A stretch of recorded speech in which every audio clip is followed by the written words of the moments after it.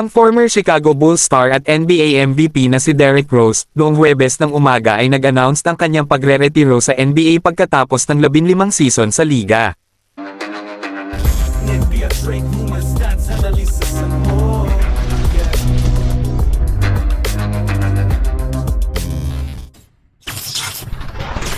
Rose teased the announcement sa isang post sa kanyang Instagram account. Si Rose, na naglaro para sa Chicago Bulls, New York Knicks, Cleveland Cavaliers, Minnesota Timberwolves at Detroit Pistons, also took out ads in the newspapers, sa 6 na lungsod na ito, na penning an ode to basketball. Nagpost ang Bulls ng tribute video kay Rose, sa account ng team sa X. Ang number 1 pick sa 2008 NBA draft, ay hindi nag-aksaya ng oras na pagtibayin ang kanyang sarili bilang isa sa mga best players and most explosive scorers in the league at a young age. Nanalo siya ng Rookie of the Year award bilang 20 taong gulang kasama ang Bulls. Following season, pinangalanan siyang All-Star sa unang pagkakataon.